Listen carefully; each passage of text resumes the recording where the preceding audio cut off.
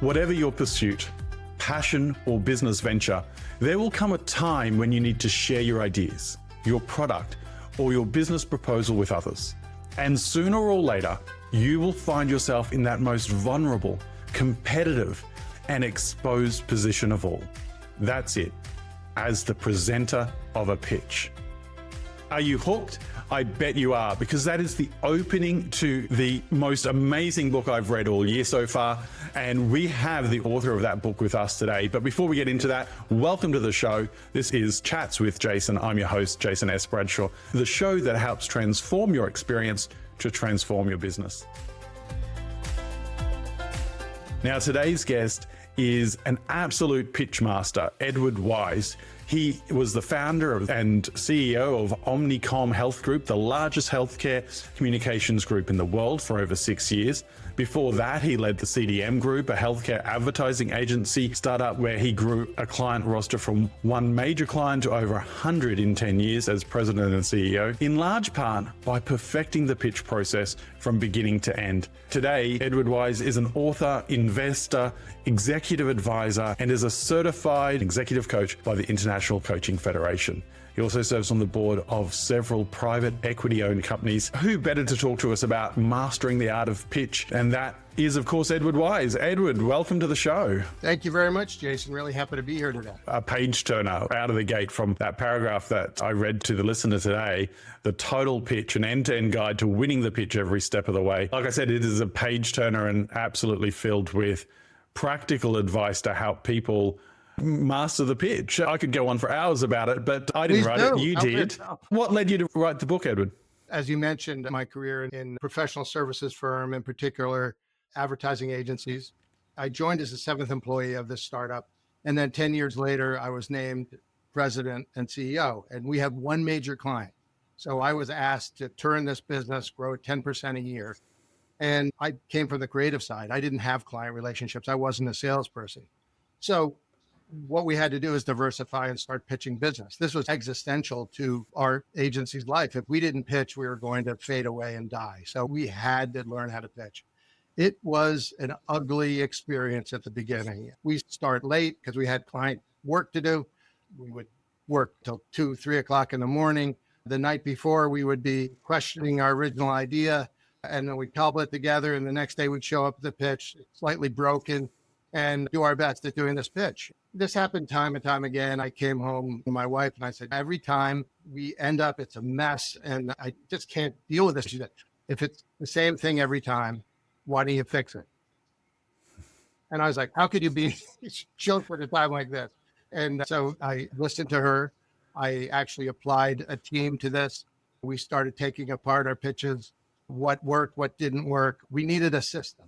And so I developed a system and dedicated myself to really focusing on developing a system, a process, ways to do things that still allowed a lot of creativity because we were in a creative business. Each pitch was going to be different, but there are going to be fundamental things that were the same that were going to carry us through. And we're always learning at the end.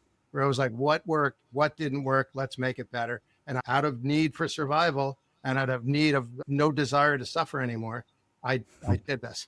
And it became a huge competitive advantage for us moving forward. So we created a whole system. And that was the inspiration for this book, trying to save other people the pain and agony that I happen to go through.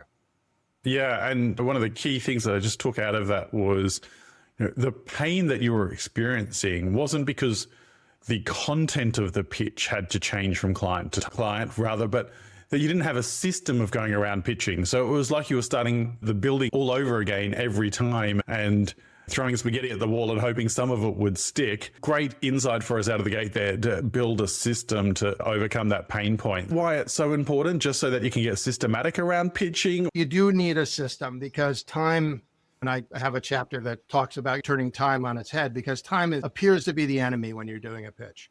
It's working against you. There's not enough of it. You're being dragged in a lot of different directions. So if you can turn that on its head and manage time better, our competitors are forming teams to figure out what we were doing differently that was winning the pitch. And I said, imagine if they knew all they had to do was listen to their mother in 5th grade who said, stop procrastinating. But realization gets you so far, but being able to know when to start, know that the gun goes off the second you have an idea about a pitch. And then you design a system so that every step along the way, that's a part of it. At the Mhm. heart, really, of what I talk about in the book, though, is about content. I come from advertising and communications. Getting to a single minded idea is critical. And so that's at the heart of the book, a single minded idea that connects to your customers across every step of the pitch journey. So Mhm. there's a couple elements in there. It has to be single minded, it has to connect with your customer, and it has to be applied every pitch across the pitch journey. Yeah, it gives me flashbacks to when I was sitting in the boardroom having agencies pitch to me around what their next campaign idea was and how it would come to fruition. And I would quite often ask the question at the end, so was there any other ideas? But this is the idea, this is the winning idea. And I'm sure I frustrated them. And I wasn't doing it to frustrate them, just to be clear, but to understand how we landed, or how they landed, I should say, on what they were pitching. So a lot that you cover in the book, and it is a great read, but still a load of content. And no matter how easy the read is, it just shows such a great communicator that you are. When I think of all the elements that you cover that make up the total pitch, what is the main idea that underlines your book, would you say? You have to commit to a single minded idea that connects to your customers across every aspect of the pitch journey. So that is the main idea. But, to really focus on the two central parts of it, one is committing to a single idea and connecting to your customer. Starting with connecting to your customer, I think the issue with a pitch is that it sends us the completely wrong signals. We're standing in front of an audience. We have the microphone. We have the stage. The audience is surrounding us with adoration, looking at us for wisdom. And we get the idea, I'm the star of the show. When in fact, you have to turn that, to be successful at pitching, you have to turn that upside down. And you have to make the audience the center of your universe. And everything you do in the purpose of your presentation has to search to connect with that audience. And so the first part of the content section of this book really focuses on a very simple method to connect with customers and really understand customers. And that's to take them apart into two key areas. One is motivators, and the other is barriers. To really dive into your customer and understand what are the mental models that they might have that would make them more predisposed to accepting my idea, and what are some of the obstacles that would stand in their way of understanding my idea. It's sort of like a pros and cons list. That's a simple way to dissect that customer so that when you get in that room and you're presenting and you're designing your pitch, you're connecting to that customer. The more you can understand them, the more you can do as hardwire connection direct to them. So that's one part of it. Before we get into the second part, what I really want the audience to hear, and that's why I asked you the question again, is, and you've mentioned it twice, and I'm going to make sure I mention it a third time, commit to a single-minded idea. Whether it's a pitch or whether it's your business strategy, if you don't have a single clear vision, a single-minded idea that you're chasing, then you are just spread too thin. You can't commit to delivering on anything if you're trying to do everything. And so I really want you, the audience, to understand the power of committing to this single idea. And the second thing that you mentioned then, Edward, was understanding your customer. Now, having spent my entire life advocating for the customer and the customer experience, I cannot agree more with you that the key to pitching, the key to business, is understanding your customer. Because the more you understand your customer, the better you can serve them and the better that they will connect with you. So love those two clear concepts coming out, the single-minded idea, understanding your customer. Now, I cut you off. You were about to jump in telling us about part two. So I'll let you go forward, Edward. Okay, yeah, and this is really getting at the single-minded idea part of it. To get to that single-minded idea, I have someone who I used to work with who has this great example. He takes 3 juggling balls and he asks someone to come up from the audience. Says, okay, I'm going to throw these balls at you right now. Ready to catch them? He throws 3 balls at them. How many do they catch? Any guesses? 0. Pretty much every time they catch 0. You take 1 ball, you throw it at someone, they catch the ball. It's the same thing with ideas, is if we have that single-minded idea and we can edit that idea down to one single idea, it becomes something that they can catch. The problem with this is entrepreneurs, I've dealt with scientists who develop life-saving drugs. They're in love with every aspect of their product, every aspect of their baby. And if you think about someone showing a picture of the actual baby, what do you love about that baby? I love everything about it. And this is the problem. This is the problem. We love everything about our idea. We love the history. We love everything it took to develop it and everything about the market of it. It becomes important. And I have a system in this book about how to reduce the clutter in your house. There's a way to get to declutter your idea that I go through in the book. Yeah, decluttering the idea I see as a key way to be able to communicate it, because you're not trying to tell everyone about everything. You're telling them the key elements, you're ripping it back to what really matters. And all the other stuff might be important when it comes to execution, but in that pitch, being crystal clear and easy to understand is important. We've talked about pitching, how some of the framework, understanding the customer, getting that single idea that you articulate.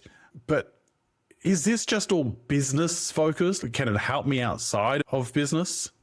Yeah, absolutely. It has a bunch of different business focuses, but it certainly has application to help anybody organize their thinking around something. So one place where it's very helpful, I do a lot of mentoring for young people who are entering the workforce.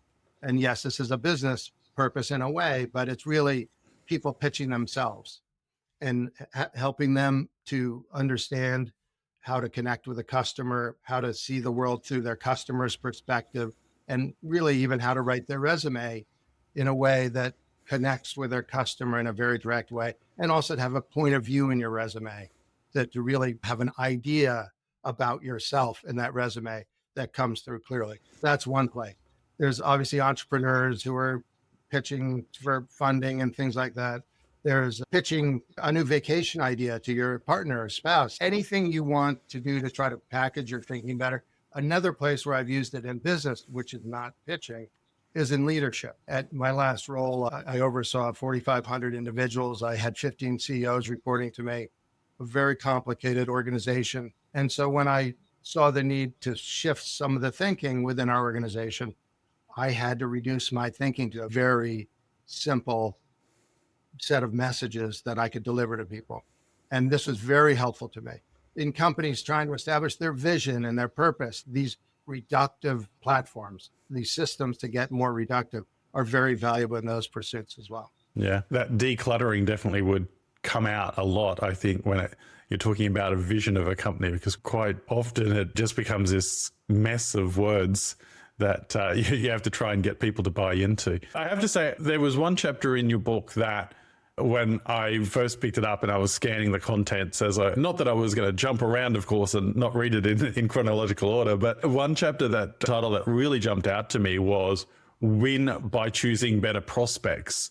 Now, my ears pricked and I was like, of course, you get better prospects. It's easy to pitch to them, but that's not really what you're saying, is it? What it's saying is that you do need to be somewhat selective in who you choose to pitch to. Not every pitch is going to be good for you and your organization.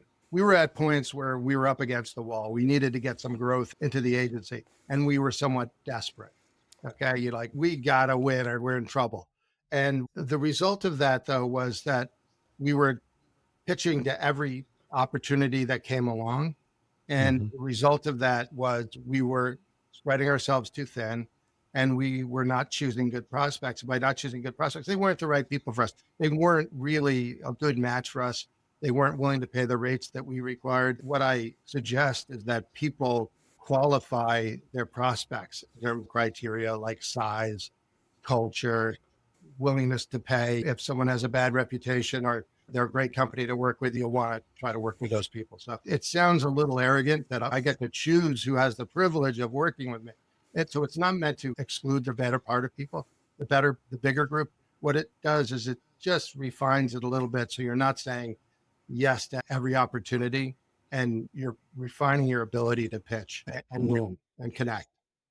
I think it makes a load of sense, because it reinforced to me that your business, your team, if you're with inside a company, doesn't have to be all things to all people. And by trying to be all things to all people, not only do you run the risk of potentially being nothing to anyone, but you also run the risk of diluting the value that you can deliver to your core audience because you're being distracted. You're not taking the time or devoting that extra time to delivering better value, to getting deeper with that customer that is your ideal customer. And we so often forget that those decisions to try and serve everyone actually also hurt those that we are best placed to serve. And that doesn't mean that your organization, I think back to different advertising and marketing agencies that I've used over the years, there were times where the scrappy startup agency was the absolute right agency. And then there was times where the global agency was the right agency to use because they're bringing different skills and a different understanding of the challenge. And that's why at times I would say, well, I don't want you to pitch because it's not the right use of your time for us. Great. So we've got a single-minded idea. We've got understanding your customer. We've got being completely specific about who we're going to serve, who we're going to pitch, to make sure that we're using energy in the right time. Lots of great work here, but now that you've got this formula and you know how you're going to go into every pitch, does that mean you just put together your pitch deck and rock up on Monday morning to deliver the pitch, or do you have to do any pre-work, or is there something I'm missing? One thing that I learned once we had a process and we grew as an agency is that what we're creating, we had to decide what this was going to do and what it wasn't going to do. Mm-hmm. What it was going to do was to provide a framework and a structure to make success repeatable. What it wasn't going to do was to create ideas, create good thinking. You have to bring the good thinking and apply it because it's garbage in and garbage out. If you put in great thinking, you'll get something out in great measure. This allows you to repeat it, to take out the stress, to have a system and logistics in place in order to deliver it, and a way to get to the idea more clearly and some discipline around that. But you need to bring your creativity to it. And one thing that people often push to the side is rehearsal. Yeah, of course, we want to try to have rehearsal, but rehearsal is one of the unsung heroes of pitching because often, again, it isn't factored into the time scheme and people are up at 2:00 in the morning still putting together the pitch. Always ended the mechanics of putting together a pitch at least 2 days before we pitched. And then we spent 2 days perfecting our performance. And you might say, that's crazy. How is that possible? It is very possible. If you put in the discipline and the systems, you can do it. And then there's a bunch of ideas in there about the rehearsal and how to make a rehearsal effective. There's tips like if you're presenting with a group, you want to come across as a team. And so you need to really refer to each other in different sections of the presentation. You really come across as a cohesive team versus just showing up and trying to present. I always say not prioritizing rehearsal is like the person producing a play. We're going to spend up to opening day writing the play, and then we're just going to go out there and do it. That's an absurd concept. It is a performance. The more skillful you are, the more poised you are, the more perfected you are, the more you refer to one another, the more likely you are to be successful. Yeah, I think that's a great reminder. I know myself that I still find myself in hotel rooms the night before delivering a presentation. I will, of course, know the content. I will, of course, have delivered the content in various ways, maybe dozens, if not hundreds of times, but I still want to make sure I land it the next day. I'll be awkwardly in my hotel room, often wondering whether the person next door can hear me and if they think that I've lost my marbles for the night or something, because I'll be, going over and making sure that not only that the content's fresh in my mind, but that I'm ready to present. And that I think that's a great way not only to deliver a great presentation or a great pitch, but also a great way to manage your nerves, because even if you've done it 100 times, you still have some nervous energy because you care, you want to do a great job. So really appreciate you reinforcing the need for people to practice the pitch. And in that process, you're obviously refining in your mind just those points that you're going to hit and how you can be clear about your message through the way that you deliver it. And I hope the audience knows it's not just about reading out aloud the pitch deck. It's about communicating the key points and pausing with emphasis, raising your voice, tonality, all those different things that we use when we're talking to really get our point across. And that is a key that only you can unlock through practice and repetition. Great tip for us there. Now, the book, The Total Pitch, an end-to-end guide to winning the pitch every step of the way. If I was to dive on Amazon, I'm sure it'd tell me that it gives me the tools to ensure your message and your total pitch is clear, compelling, and impossible to ignore. Where can the audience get a copy of your book, Edward? Amazon is the best place to get a copy. So just go on Amazon. It's got a few different formats, and just search for The Total Pitch or Edward Wise, and you'll find it. Fantastic. And of course, in the show notes, we'll be putting links to the easiest way you can get the book, which is the world's largest bookstore, Amazon, but of course, how you can connect with Edward and follow his work. Now, Edward, before I let you go today, I have one last question for you. What's one thing someone listening on a podcast today, or perhaps watching along on YouTube, should start or stop doing as soon as they finish listening to improve how they pitch? I think we need to start letting go of all the things that we think we need to communicate to people and become better editors and really narrow it down to a single-minded idea. And as I say in the book, simple isn't simple as hard. It requires fortitude. It requires tremendous effort and energy to get to simple, and it's work you have to do. But once you've made it simple, then you'll be able to repeat that at every step along a pitch journey and be able to really make your point. Fantastic. Declutter your message, make it nice and simple and clear so people can connect with it and take action from your message. Edward, it's been great having you on the show. Absolute dropping bombs of wisdom throughout. Really appreciate your time today. Thank you, Jason. Really appreciate it. And to you, the audience, I really appreciate you taking the time to listen to this episode. Be sure to share it with a friend or a colleague, but most importantly, take action today to improve the way that you pitch. I'm Jason S. Bradshaw, and until next time, I wish you great success in everything that you're doing.